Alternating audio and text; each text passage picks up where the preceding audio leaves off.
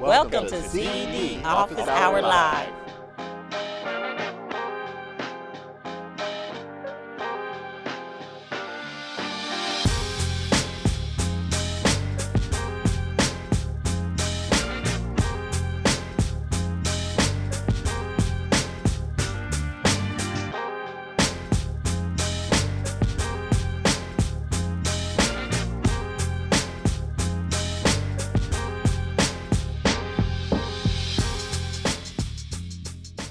Welcome to the March 28th edition of CED Office Hour Live, where the Community and Economic Development team here at Central State University in the Extension Department have a weekly show where we share information, connect you to resources, and educate you on all things CED.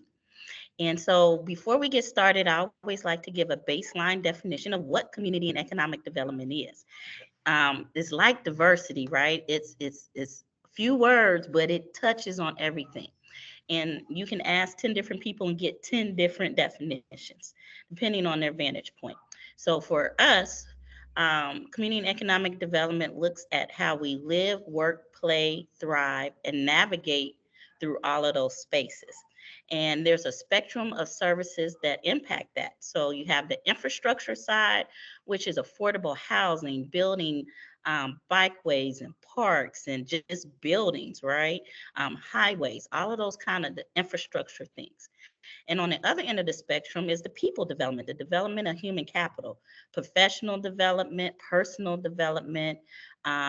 I call it barrier busting, removing barriers so that people can have access to have a viable and healthy and thriving lifestyle, right?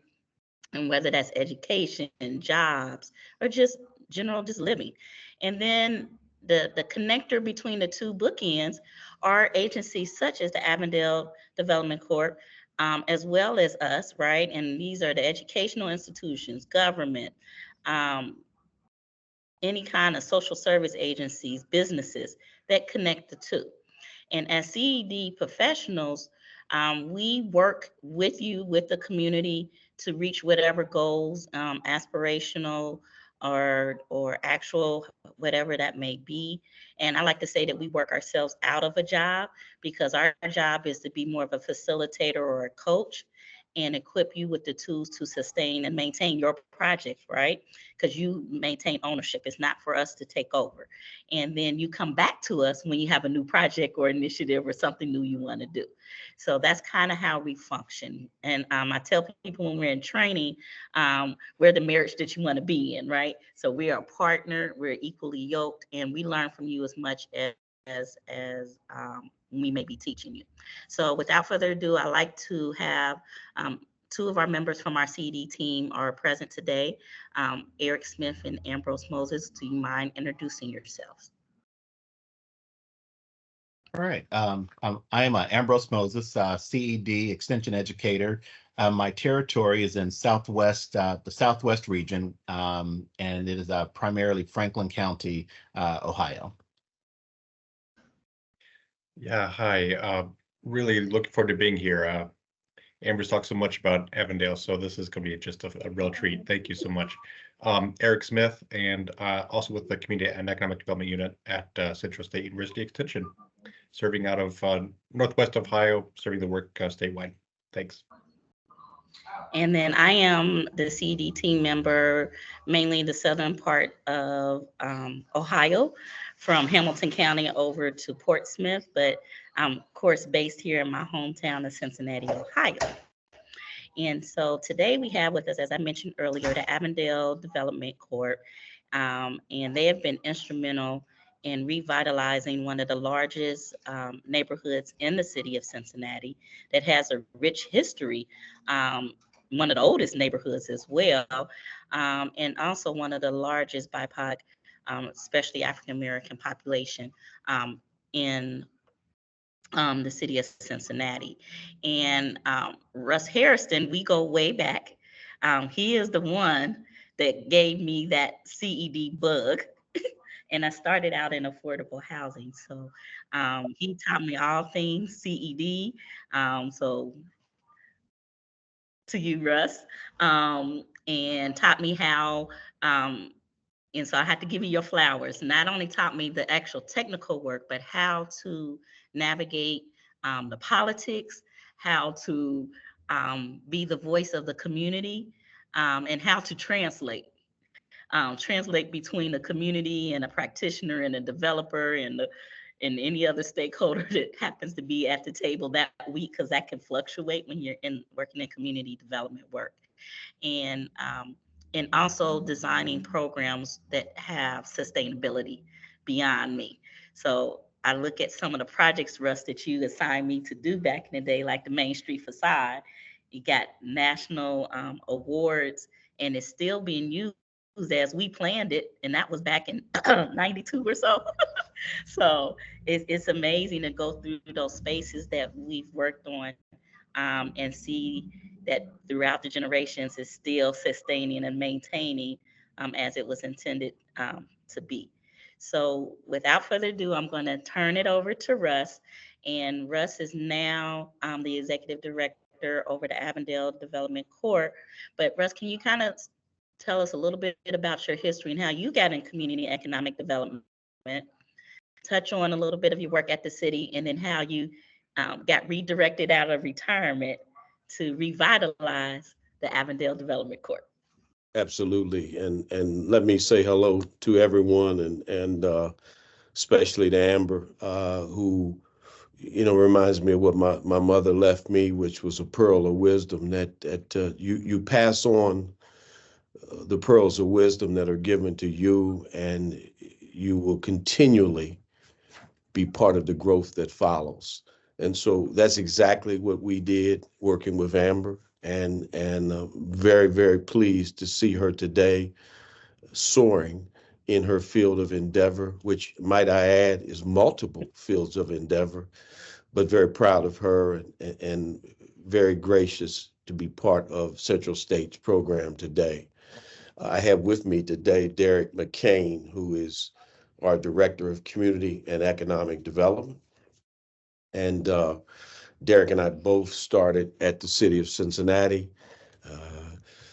I spent 32 years there, from an intern to ended up working in various departments: planning, community development, economic development, and a super department that included buildings and inspections. And finally back to community and economic development. I ended up, my last position was, I was the housing manager for the city of Cincinnati, working in all 52 neighborhoods towards growing their neighborhoods and helping to develop their neighborhoods. It was a great, rewarding program for me, and path and journey for me. I retired in 2015. My wife found me walking the floors and said, "Is you okay?" And I said, "Yeah, I think it's time to go back to work."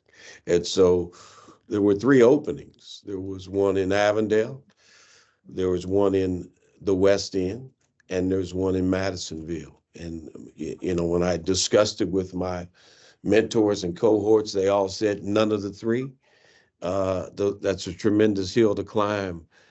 I thought that the Avondale presented the greatest challenge because it was 54% poverty, 78% rental, and 22% home ownership, and yet it's within the uptown corridor, which is arguably the largest employing sector in the city of Cincinnati.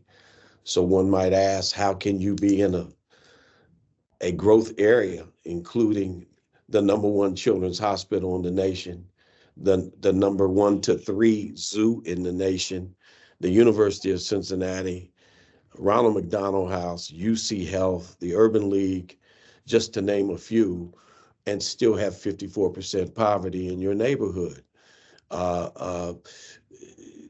That answer is something that we still are trying to correct, because it is the largest Black neighborhood in the city of Cincinnati. And we constantly are working to grow it. My job and my organization, the Avondale Development Corporation, directs that revitalization of housing and real estate and economic initiatives. And our key is working with our residents to address priorities and to denote priorities of this neighborhood and of their legacy residential efforts. Um, Perfect example, we together brought about a quality of life neighborhood plan. That quality of life neighborhood plan remains the pinnacle by which we all operate because it was done by the residents with the assistance of the anchors and the city of Cincinnati's planning department and various departments within the city. Um, that quality of life plan has been approved by the planning department, the planning commission of the city of Cincinnati, the mayor and city council of the city of Cincinnati as a planning document that must be adhered to when you're attempting to grow or develop or build in this neighborhood. And so in that manner, the residents have a say over how their future will be impacted by that plan called the Quality of Life Plan. Our vision is a culturally rich neighborhood of choice where our residents are empowered to be healthy and thriving. And so thus that 54% poverty becomes a target that we are working on and will continue to work on until it's resolved. Amber, I'm happy to go into what we're doing now. Unless you have another question, I'll go into that and our focus. Okay. So, we have a strategic plan that we operate against, which I think we are a community neighborhood development corporation within the city of Cincinnati. And you must have a strategic plan and you need to have core goals and objectives. And you must collaborate and communicate with your neighborhood community council, who are the elected officials of this neighborhood, which is not always easy. There are various neighborhoods as we speak now, the West End being a key one, where there is historic growth with FC soccer, but there is a disconnect in our opinion, between the community council and the Seven Hills Neighborhood Development Corporation. The issue of affordable housing has become large in that neighborhoods want to quantify and qualify how much, when, and where, which they should. Might I add that, in our opinion, should be done when you're doing your planning and your strategic plan that should involve your neighborhood community council. And then you all are on the same page with a approved plan. So we try to strengthen the housing and expand the housing stock, and we propel building partnerships as well as organizational sustainability. I might add, we're very proud to promote and be a developer in the areas of market rate development, in the areas of workforce development, and workforce development is 80 to 120% of the area median income as designated by HUD. And so we do that, and that is earmarked for individuals that have rented all their life that wish to become a first-time home buyer but can't afford the new surge in neighborhood development of $400,000 to $500,000 for homes. You can't do that with 54% poverty, but yet the legacy residents deserve a place in their own neighborhood to live and raise their families. So workforce development helps us address that. And we also do affordable housing. Our affordable housing projects include Blair Lofts on Blair and Reading Road, 66 units of extremely low income rental, 60% of the area median income. We did that with Kingsley and Company developers. We were co-developers on that project. We do workforce housing development with our newly constructed and opened Hale Avenue townhomes at Hale and Reading Road, where we built 7 townhomes, and we've sold 6. We've run into that uh, um, issue of high interest rates and economic conditions, and it's slowed the entire housing market. But we expect to sell that 7th unit very soon and chalk that up to a successful workforce development project. Our market rate development is called Fawcett Village. It's on Alaska, within Avondale, and it will be 18 townhomes of market rate development. And let me just add, we do all 3 because we see market rate development as growing our neighborhood and expanding our neighborhood, which is a goal of ours. But we feel that the legacy members need housing as well, so we do affordable, and we also do workforce development, as I mentioned earlier, because it prepares that low-income resident as they move forward, both educationally and income, to grow their families within the neighborhood that's growing with them as well. So we do all 3, and are proud to say we do all 3. We And entered in. one thing real quick, I want to interrupt you. Please. Last week we had Beth Robinson on from Uptown Consortium, and when she was talking about the Uptown area where he's talking about Hale, that is 1 block north of that key area where NIOSH is going to be built. So I just wanted to give Ambrose and Eric context how all of this is connected, even with the Uptown Consortium, even though they're doing more of the commercial properties. Avondale Development Corp is working on a lot of the housing and the infrastructure of the neighborhood. That's correct. And we also do community engagement on behalf of Beth and her team at the Uptown Consortium, in that they have I'm sure she told you, have a $2+ billion engine roaring down Martin Luther King that abuts Reading Road, the heart of our neighborhood, Avondale, as well as the university area, as well as ultimately goes into the Walnut Hills area. That innovation corridor, or some refer to it as innovation district, is a game changer for all the neighborhoods associated in Uptown, and certainly Avondale. And so we do the community engagement for her organization by making sure that the residents, as well as the community council, as well as the anchors and businesses, are all aware of the growth, the opportunity, and the partnership opportunities to while growing our neighborhoods. And so and are happy to be both in a learning capacity working with them and in a teaching capacity to the residents of our neighborhood as to growth that is happening all around them that will ultimately affect the value of their home and their living conditions. So yes, we do work with them, and happy to be part of that team.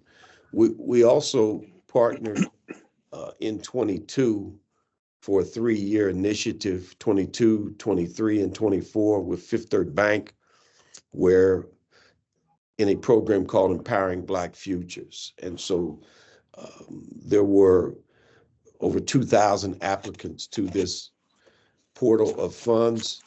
They chose 9 across the nation within their Fifth Third footprint of where they have banks and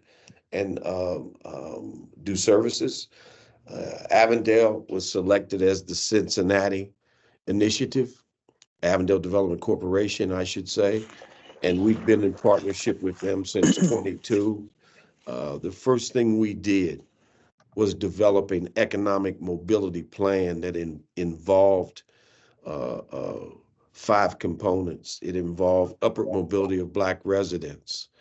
It promoted small Black-owned businesses. It developed healthy built environments. It created more equitable, connected systems and building, and we are in the process of building an inclusive civic infrastructure. And so what I'll do is go through a little bit about that process and bring you up to speed. And I'll be as brief as possible. We identified that. Can I interrupt for a second? Can you Absolutely. guys hear me? Yes. My name is Dr. Terry Muff. I am the project director for workforce training and business development here at Central State Dayton. One of my challenges is trying to make sure that there's a workforce component across the Dayton area. Plus, I dip into other parts of the state as well with regards to our offering.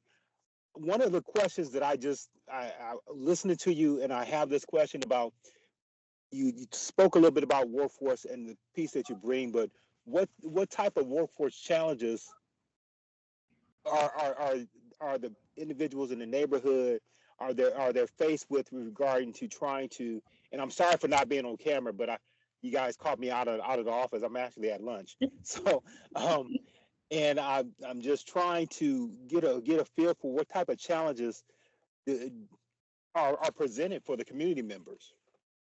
So you may or may not heard when I started, I said we're the largest Black neighborhood in Cincinnati, Avondale Yes. is, and Yes. that it's 54% poverty. So arguably we have a canvas right there for why workforce development is necessary and needed in this community. Yes. We in addition to the $2.5 billion engine called the uh, um, Uptown, it's the Uptown business, the Uptown, I can't believe my mind just went blank. It's Innovation Corridor, pardon me, I'm sorry, Amber. The Uptown Innovation Corridor um, is forming major partnerships. NIOSH is one of them that Amber spoke on earlier. Terex is building office buildings and working with the University of Cincinnati. NIRE is going to do housing, community development, and a hotel. And there are other plans to do additional development and growth in this area. We found we do not have a training to work program for our residents. We don't have an effort to launch Black entrepreneurs into an investment program to help grow those Black businesses.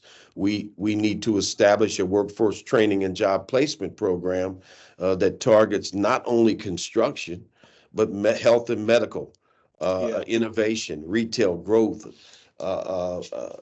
electricity, and senior services trades. We have a plethora of programming that needs to be done, but we first must start with the objectives and the goals of developing a effective workforce development program. We've got several entities that are attempting to do it. Our process we like to adhere to is communication, collaboration, and co-design.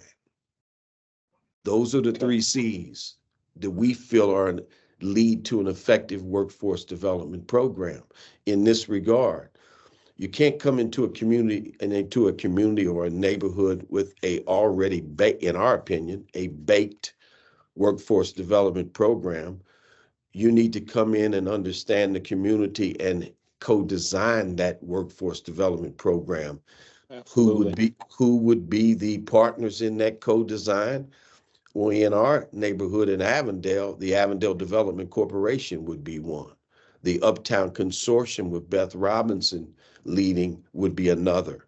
And then the key anchor institutions that each have their own teams that address hiring, that address benefits, that address the well-being of their staff, all should be part of that process to grow this neighborhood.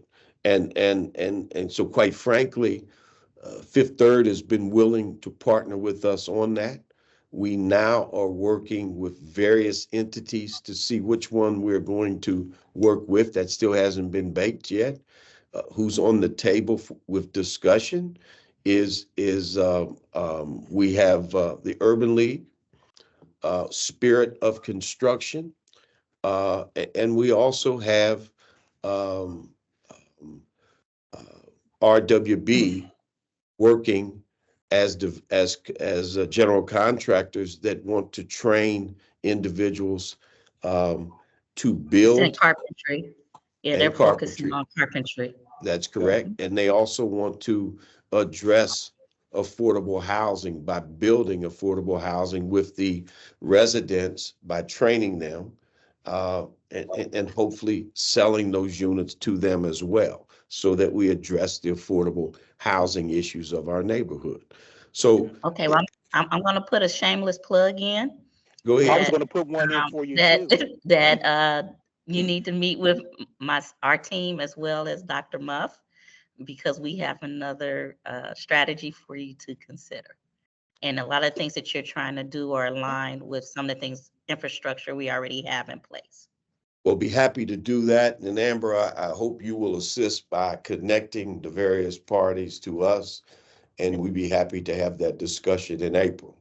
That's how eager Okay, we are to address yep, Yeah. workforce development in our neighborhood. I Um, think it's critical. I think it's critical conversation, and the fact that you mentioned collaboration. That's one of the things that I know that from where I stand with regards to what I do with Central State. Um, that's very important. That collaborative effort, but also you mentioned a piece about having an understanding of the community and at large and understanding the assessment side of what they need and what will bring them full circle, so to speak. So that these are conversations that are from again from where I'm standing are critical conversations that needs to be had.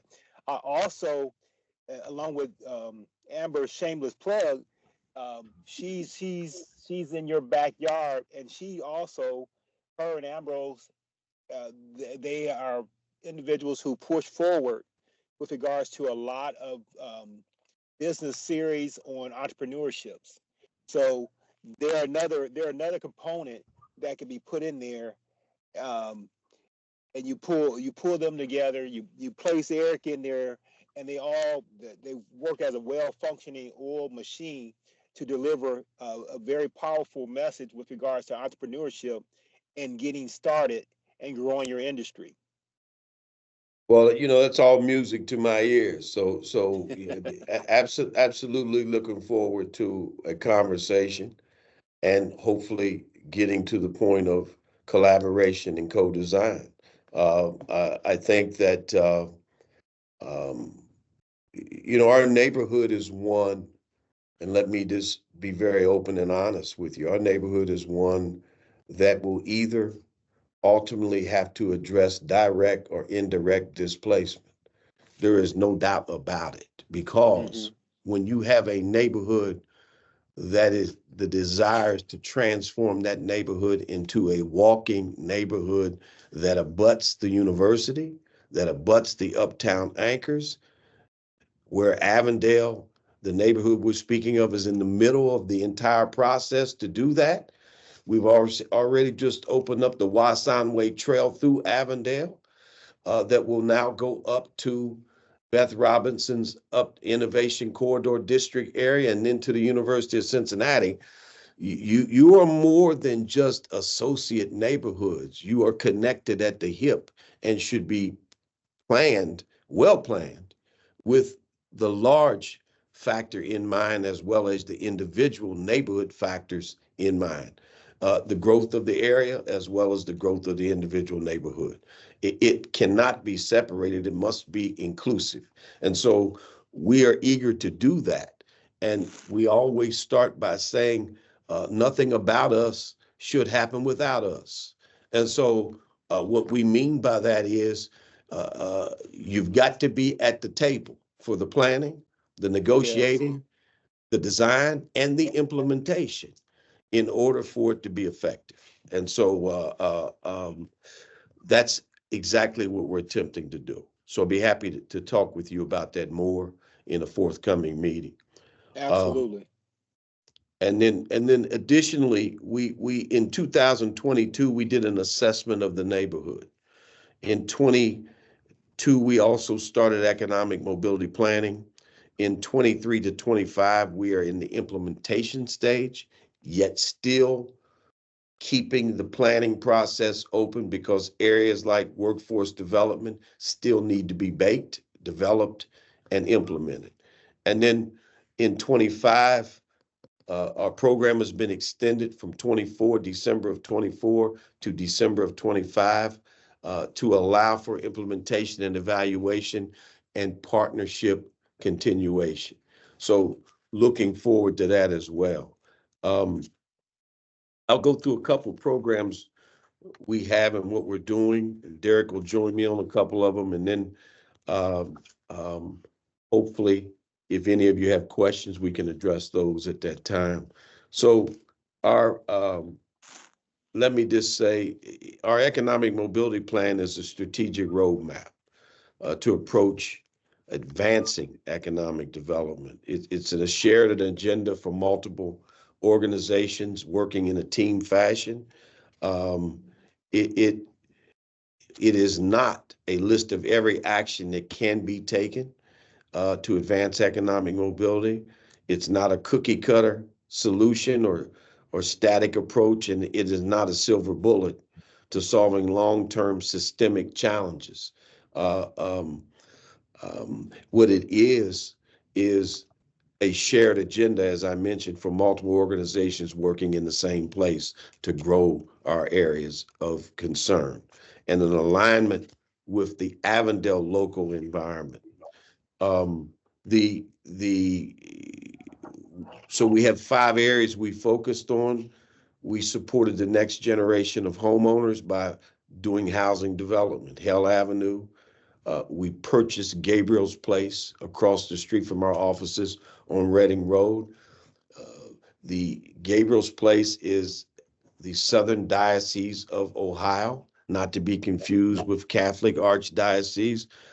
They uh, basically were in a situation where you have 2.5 acres, a church, and an annex building, a vegetable garden, fruit and vegetable garden, as well as ingress and egress to various streets around them. It's a key piece of parcels of properties that we feel needs to be repurposed for the growth of this neighborhood. So we purchased it. We just selected um, minority developers to lead the effort in that repurposing of the building. We selected um, um, Robert. Yeah, Sanders Development Group. Robert Sanders Group, as well as Kiker, which is Kai Lures, to develop that site for us. We're moving forward. We think it will provide home ownership as well as a multi-use facility for this neighborhood for generations to come.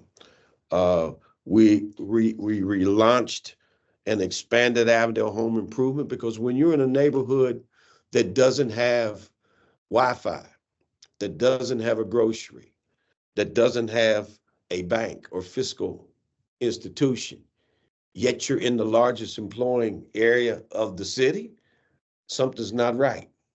And so we relaunched an Avondale Home Improvement Program because predatory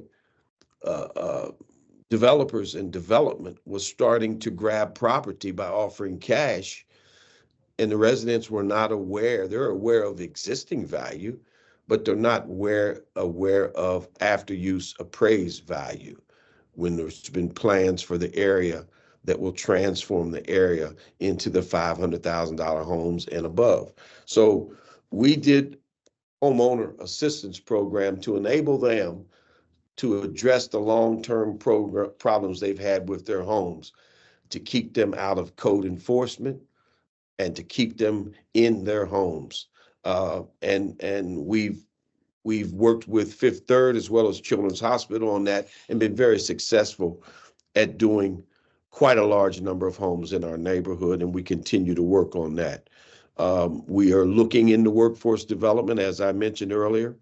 We launched a Black Entrepreneurs Investment Program with our Avondale Youth Entrepreneurs and with Willie Hill. And Amber, let me just mention, Willie would be a great person to have on your program if you haven't had him on already, to show the great work. He's on my list. Good. We've provided technical assistance to our new cereal bar we have at the Avondale Town Center and to Cincinnati Healing Arts, two young minority females that have launched their own businesses that are such a lightning rod for the young Black ladies in our community to show that you too have a purpose in life and that your vision and your dreams can be fulfilled. And so those two, Cincinnati Healing Arts is Dr. Jamila Maddox, and the cereal bar is Ariel,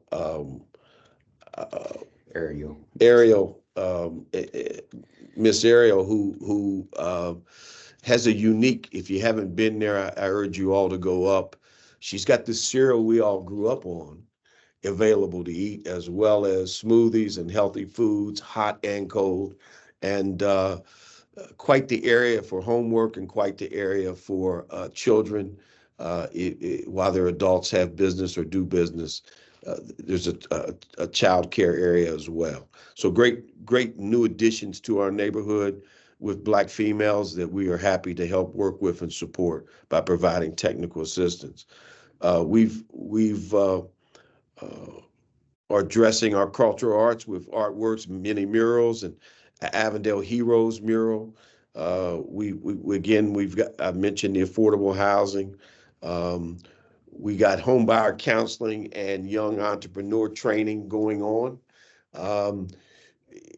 When you've inherited your grandmother's home and you have no idea whose name is on the deed, but you're living there, is a problem.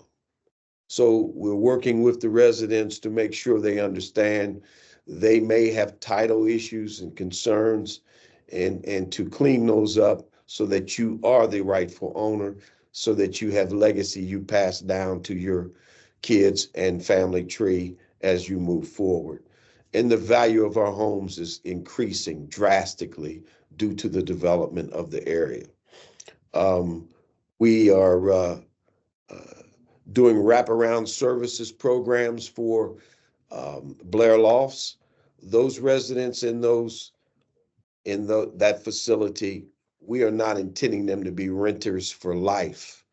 Within a 3 to 5 year period, we expect training with them from job education, workforce development, etc., to advance them from being a renter to being a homeowner in our neighborhood.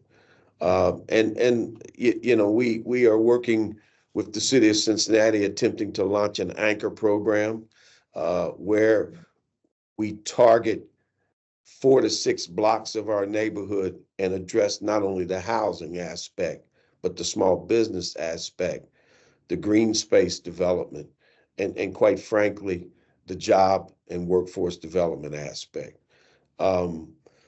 We are working with Hamilton County to expand our digital access and literacy.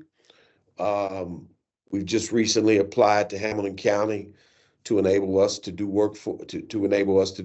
provide Wi-Fi within our business districts and eventually our entire neighborhood. And then lastly, we facilitate community engagement and empowerment with an annual Avondale Day Feet in the Street 5K race and Health Awareness Day, to where we address those major health components that affect our neighborhood. And they're the same components that affect most and all Black neighborhoods: hypertension, etc. So we address all of those, and we're blessed to have the Uptown Anchors, Children's, UC Health, as I mentioned earlier, participate and provide free services that day, so that if you're identified with having a medical item or issue, you get the help necessary to allow you to continue that road of recovery and of growth. I think we're going to have Derek address our next generation of homeowners and our effort there. And he will also address our housing development briefly. And we have 2 other areas after that, and then we're open for any questions. Yeah, thank you, Russ. So just drilling down to the priority actions. So Russ has spoke on the next generation of homeowners. So one of the actions here at ADC that we took on is to support the development of new homes in Avondale to expand homeownership opportunities. So as Russ had mentioned, ADC, we work across the whole affordability spectrum. So we work on affordable housing as well as workforce housing and market rate. So some of the projects that we specifically worked on within the past year and some of the projects that we have in the pipeline dealing with home ownership, we recently completed our Hill Avenue Townhomes Phase 1 project that brought online 7 workforce housing townhomes. And then we do have a couple of projects in the pipeline now to where we are looking to activate Hill Avenue Townhomes Phase 2 to where we're looking at bringing online about 16 townhome units, affordable or workforce product. And then also for Gabriel's Place, that's a mixed use development. I'll speak on that a little bit more later in the presentation, but that's an opportunity to where we have ownership of a property located at 3618 Reading Road. And when you think about community development corporations, you know, you can count in your hand how many CDCs that self-perform on their development projects. ADC is one. And we make sure that you know, our projects align with our mission statement as well as with the community, you know, what they want to see.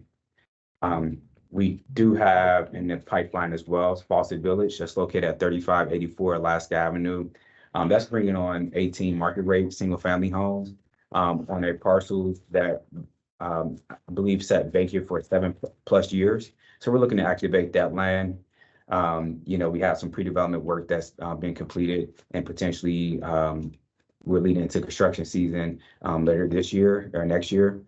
And then lastly, one of the projects that we're working on as well is the Bogart and Glenwood Avenue scatter site infill housing project. So this would be a truly affordable housing product to where if you think about in the city of Cincinnati, it costs the same to build a home in Avondale as it does in College Hill, all the way to Mount Washington on the east side of Cincinnati and throughout all of the neighborhoods. But then when you look at that, the return or when you sell the units, you know, Avondale has a 54% property rate. So we want to make sure that we produce, once we produce these products, we don't sell it just, you know, $400,000 price tag on or $500,000 price tag just to get our return. So in order to make the homes more affordable, we look towards having public-private partnerships with the city of Cincinnati, as well as Hamilton County, Ohio Housing Finance Agency, and they are also the Cincinnati Development Fund. So they essentially, once we build out our project, we're able to say, hey, this is how much, you know, this is how much a project costs, and this is what we're looking at as far as like gap financing to be able to fill any gaps in between to make sure that's affordable to the typical Avondale resident, as well as residents that interested in moving into the Avondale neighborhood. So and let me just say here that we recently got great news that we will be doing a Blair Lofts 2.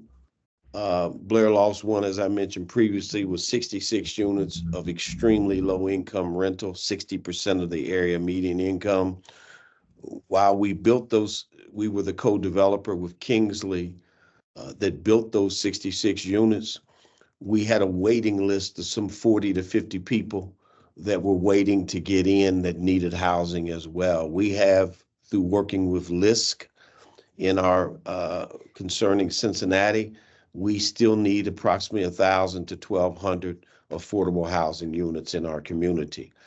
there is a mix that you must obtain because your existing residents don't want to turn your community into a low-income neighborhood or affordable neighborhood.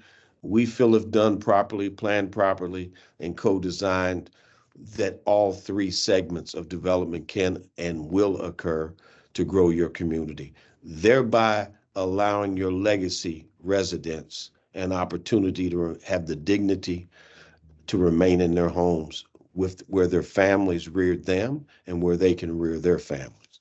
Um, and then lastly, I don't know if you have another one, but lastly, I think we're very concerned with mental health, very concerned with um, um, trauma in our neighborhood. Uh, there are studies going on now that show that trauma may be generational, mental health may be generational. We are attempting to address that aspect by we have a trauma ambassadors program where we train the youth in our neighborhood who sometimes are the first ones to be notified by other youth that have trauma, how to sense it, detect it, and what to do when you find it. And it's been very helpful and successful. Children's Hospitals work with us on training our trauma ambassadors as well as the Mayerson Academy. And we continue those programs as well as address mental health in our neighborhood to where it's not something that you push aside and hope someone else will address. We are focused on it and want to address it for the residents in our neighborhood. And we have a program, we have a Dr. Gupta at our university, and she provides training for mental health first aid. So it's almost like, see, it's aligned with what I think you're doing with your ambassador. So I can connect you with her as well. And then James Keys is on our family and consumer sciences team. So when you're talking about your health initiatives, he does a lot with seniors as well as youth and everybody in between, but he has a specialty with seniors with that health and wellness piece as well. He's doing a lot of work at New Prospect Church over at their senior center um, weekly. And he's done some work with some of the CMHA senior buildings as well. So that's something I'll make sure I'll connect you with. That would be great. That would be great. For that part. I think Derek wants to add a few things and then I'll close. And then any questions you have, I'm happy to address. All righty. Yeah, so, yeah, thank you for that. So, in addition to our housing development, we also work with agencies to, such as WIN, Working in Neighborhoods, or the Home Ownership Center, just to connect with residents that are interested in purchasing a home, but, you think about COVID and, the increased purchase prices of homes.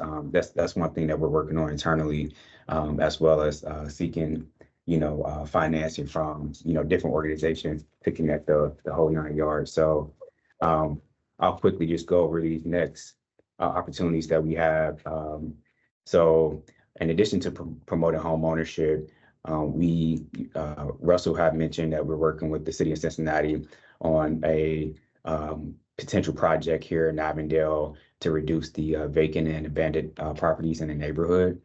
So that's one of the efforts that we've begun, I believe, last year. So that should be coming online hopefully soon. And then if you could see the PowerPoint in the top right corner, some of the the city is going through a connected communities reform. So we're looking at relaxing. They're looking at relaxing some of the zoning codes.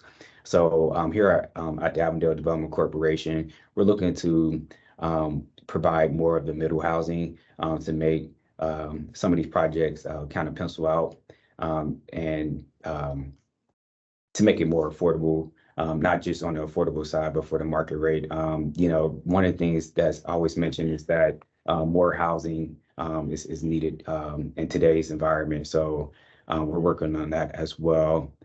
And then lastly, Gabriel's place. So Russell, he had also mentioned that as well. So we're in the pre-development stages here in 2024. We've already done some work, and then we want to lead into construction within the next year or so and bring this project online as well. So, and I'll close with this, Amber, if I may. So imagine a neighborhood with the as I mentioned earlier, the zoo, the Children's Hospital, University of Cincinnati, Ronald McDonald House, Urban League, yet your residents do not have access to Wi-Fi. So any research being done by the hospital or latest remedies for illnesses, whatever, most today are placed on the internet. You don't have Wi-Fi, you're not getting that. Jobs, you're not getting that if you don't have Wi-Fi. But we found before we tackle the Wi-Fi issue, we must prepare them for trainings of what Wi-Fi is and how it can be beneficial to you. So we've done that now through the community. We've trained the seniors, we've trained the youth, we've trained the mom and dads of the community and all those who are interested. We now are going after a way to correct that digital divide by bringing Wi-Fi into our neighborhood. Let me just say, when you go decades without Wi-Fi, without a grocery, access to healthy eating, when you don't have a financial institution in your neighborhood to allow you to get the home improvement loan or to open a checking account or whatever, that all leads to the stress of a neighborhood and leads to the what we found to be ever increasing apathy of the neighborhood. Each and every resident in this community should be part of the overall plan of growth for the city of Cincinnati. And our job is to make sure they're aware of it, they're part of it, and that they're a success story within it. And so we do our very best with the path in front of us. And I'm glad that you're looking at that, because there was an attempt to do for Avondale Wi-Fi for the neighborhood. However, the bandwidth was so low, it wasn't even stable. So it defeated the purpose, right? You log on and get kicked right back off. That's right. So I'm glad that you all are picking that back up. I know that Eric and then Ambrose had a couple questions and or comments. Okay. Go ahead, Eric. Hey, thank you. Such powerful work. I really appreciate it. I'm curious. I've been struck by your co-design comment. I'm wondering, what would you, if you were talking or consulting with another neighborhood, how would you help them to think about co-design with their neighborhood, with their residents, with their partner institution? Well, I think you first look at, without building something new, look at what are the components of your neighborhood that should have a voice in the growth of your neighborhood. We first look at our community council. They're the elected body of the neighborhood to be the leaders of the neighborhood. In our instance, we have 12 individuals who have thoughts, views, vision, goals.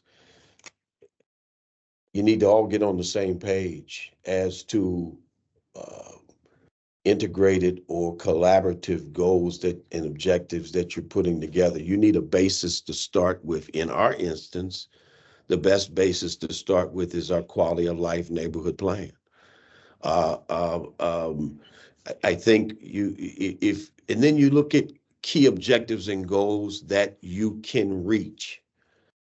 For example, I can't address poverty in its name without addressing a quality workforce development program, a training program, there is no reason our uptown anchor shouldn't have a training to work program. for the residents of Avondale. We should not be 54% poverty. We should have one of the smallest amounts of poverty in the entire city because we're in the largest employing area of the city. So that shows me that we have a disconnect on jobs being offered and qualifications for those jobs and knowledge of those jobs. So let's work to improve that by starting with a step in the right direction, then a path in the right direction, then success in the right direction. And so to that end, I would start with aligning with the community council and then aligning joint goals and objectives. Realize that the city of Cincinnati can play a large role in your growth with their vast talent and funding availability.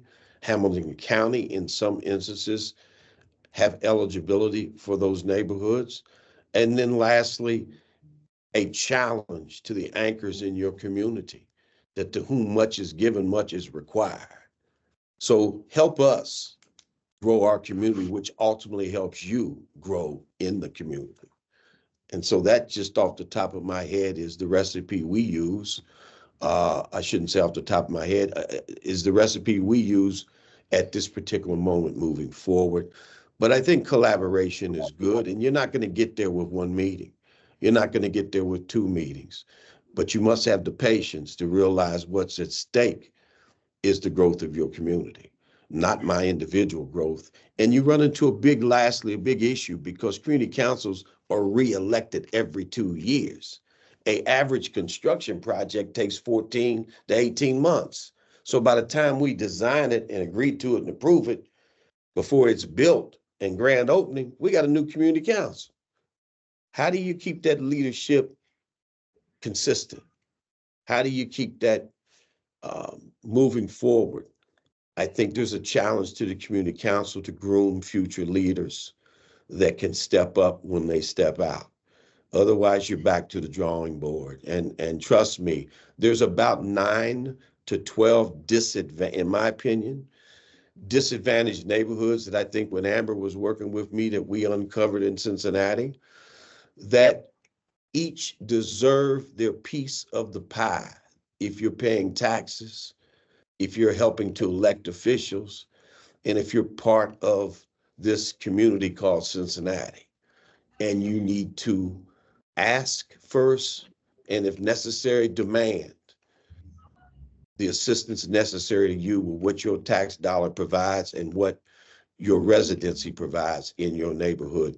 But effective leadership development is going to be key, because without the leadership, we're a band of individuals with goals, objectives, and visions that has not been harnessed into a unique format or path that leads to the growth of this neighborhood. And Russ, it reminds me of when we were working in Bond Hill, and they had a neighborhood business district, and we had the community council, the community neighborhood business association, as well as they had a community development group as well, court. That's And right. the leaders of all three didn't get along at all. And so it took us probably a couple months just to get them to realize they all wanted the same thing. And what we did was we had them, we teamed them up. We made the teams, right? But it was teams of 2 people, and they actually canvassed the neighborhood and did a survey. And it came back that everybody, including them, were all wanted the same thing. They just had different ways to get there. So what happened was, once we got them to realize that and took that personality issues away, they all asked for their part of the funding for the same projects. And so what you saw was a revitalization of a 2-block area that used to be the office of the street connoisseurs, pharmaceutical connoisseurs that were using the bus stop as their office. And these had payphones at the time. But then you had beautification, you had better lighting, you had fencing so they couldn't run behind the buildings, and all 3 groups were working together. But to Russ's point, when it was a change in leadership, they had this community plan. It wasn't a full-fledged comprehensive plan, but identified the top 10 things, and they asked money for the top 3. So when the next generation of leadership came in, it was a continuation of that work. because they, as a community, had already made those the priorities. And then they submitted it to the city council for them to accept it because it wasn't a full comprehensive plan. But then the city council, when they made requests the subsequent years, they would look at that accepted plan and make sure it was aligned with that. So Exactly that was one of the correct. creative things that we did. That's right. That's right. Derek, you had something? Yeah, and just real quickly too, one example of one of our efforts to co-design, we had a stakeholder meeting last month where we invited various institutions and organizations that's in Avondale, also that surrounds Avondale and that does work here in Avondale. So there's a lot of connectivity and synergy and a lot of things that ADC does, as well as with organizations that does similar work here in the Avondale community in the city of Cincinnati. So, we were able to, go through, a presentation just to kind of show the stakeholders and institutions of, what we're doing here in Avondale, as well as share the successes that we've had. And, now we're looking to, to continue along, keeping that conversation going. There's plenty of opportunities to co-design. So that's one of the more recent opportunities that we had to. But yeah, and then absolutely lastly, Amber, I know I've said that before, sometimes you got to put a stopwatch on me because I keep going. But let me just say, we did our anchor institutions and brought them all together as stakeholders, as Derek just mentioned. And what we found is that none of them were fully aware of everything that's going on in our own neighborhood we're in. But now once you discover that, you got a choice: anger, frustration, especially if you've been at your job for a couple of years and you haven't seen any mobility or moving forward, or you seize the opportunity to co-design something that can benefit the mass or the majority, or at least a starting venue to begin that journey of growing your neighborhood. So you seize the opportunities from what appears to be hurdles, potholes, disconnection and miscommunication, and you turn it into collaboration, communication, and co-design. And we feel we'll stay at this until we completed it, which we have on our radar and which we're moving towards as we speak. Okay, Ambrose, you got to jump in. Okay. Well, yeah, I want to thank you all for sharing with us today. And this has been very, very enlightening, and I see some need and opportunity for us to have some continuing discussions in this forum, but then some like in person or off the platform kind of meetings as well. In particular, you made what really stood out to me. You made references and discussion about the legacy residents, which I'm interpreting as meaning individuals, but also the various businesses and entrepreneurship dreams that those residents may have as well. And so, what I wanted to maybe get a couple your thoughts on, or for you to share, in terms of getting engagement with and responses from those legacy residents to the different opportunities, to the information that you provide to them, to get them to come to different trainings and opportunities, things of that nature. What have been some of your top 2 or 3 ways of connecting and actually activating them to, to take action on the things that you bring to them? Culture and arts. And let me explain. We took some kids who run when they see the police. And we took some police officers who couldn't help but form opinions of the kids in the neighborhoods they're working in. And we put them together on a summer mural project of painting on the side of an abandoned building wall to beautify that aspect of the neighborhood. And through those weeks together, they both presented the mural in a fashion that made you wonder if they haven't been friends all year long moving forward.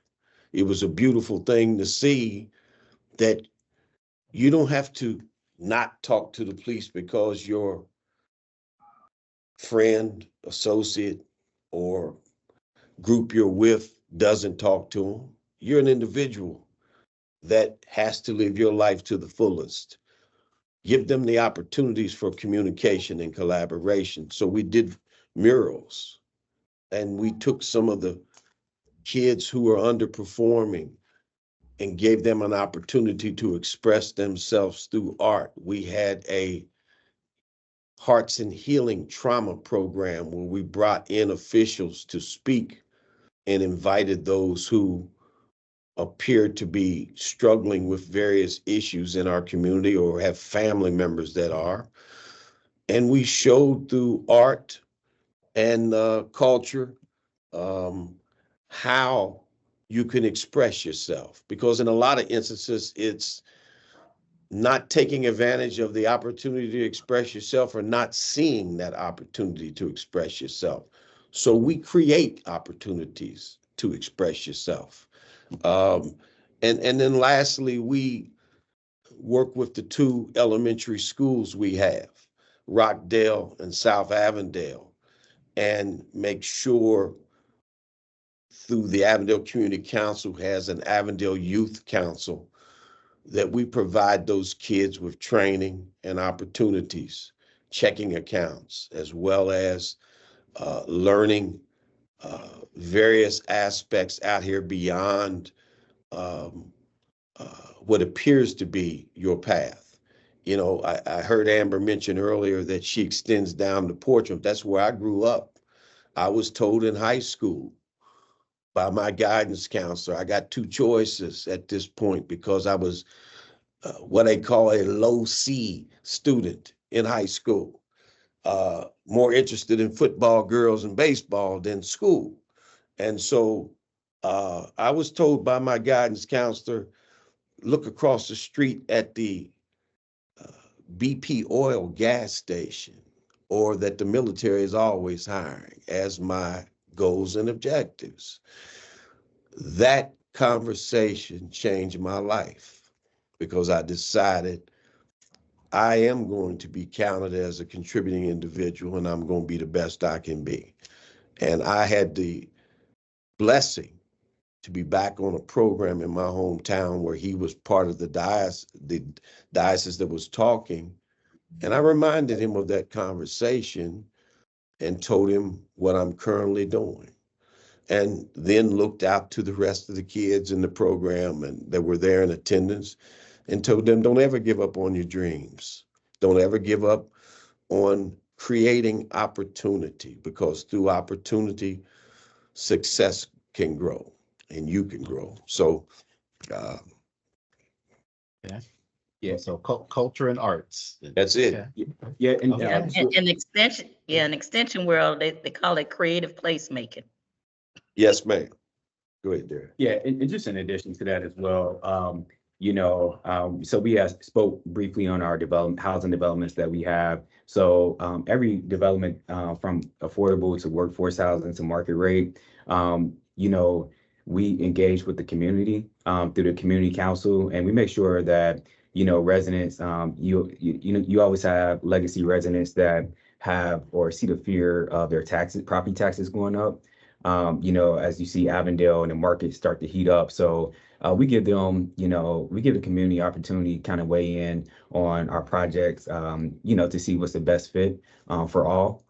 So, it's an opportunity there, as well as specifically with a couple of our developments, Hale Avenue Townhomes Phase 1, we provided some accessibility units, as well as Foster Village. it'd be 5 accessible homes that would be brought online.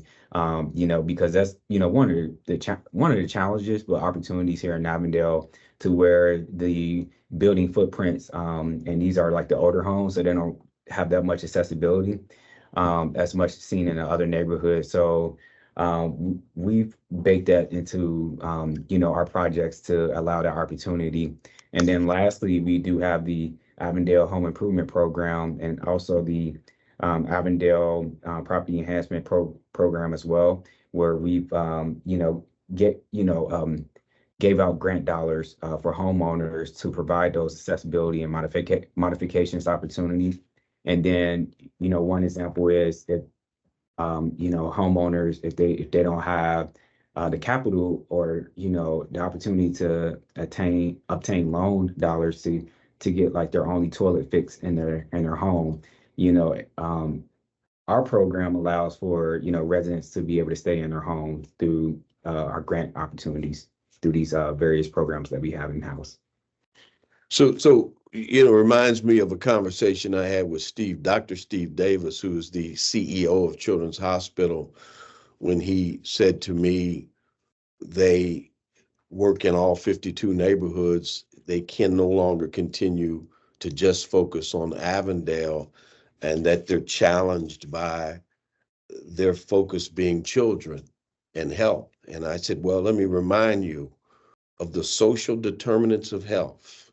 Perhaps the largest one is a decent, safe, and sanitary home. Your assistance to help us build those decent, safe, and sanitary homes can be the greatest gift you can give to the Avondale community, because from there we can address affordable housing, workforce development housing, and even market rate development with a handicap accessible element, a senior element. It don't matter what the hurdle is, we can come up with an aspect that you can assist us with towards growth. And so the point I'm making with that statement there is, when you run into that hurdle, then you must look at their direction and their focal points, and then you must create or bring about a manner in which you can go down that road together as a partner, because the development of those partnerships will help grow our communities. I can't believe it. I'm out of words, Amber. I can't either. You've given a full message here. I mean, this has been a full, it's been a Yeah, complete because message. he's just warming up for real. Well, I spent 32 years at the city, and I've been in Avondale since 17. And so I keep getting asked, aren't you through, Russ? Aren't you through? I'm through when we change the trajectory of the neighborhood and we sustain our organization. Then I'm through. But until then, I ain't tired. I'm ready. Okay. Much to be done. No, on that note, I think that's a good segue to conclude. We thank you all for staying over a little bit. We really appreciate it, but we were having such a rich conversation. Yes. And so really appreciate that you guys were able to get on, and look forward to our continued meetings to see how we can help augment the goals and objectives for the community of Avondale. And without further ado, thank you for joining us today on CED Office Hour Live. This concludes our March 28th edition. See you next week. We will have Judge Nicole Sanders on as we launch Reentry Month. I'll make sure I watch. Thank you. Yeah, thank you.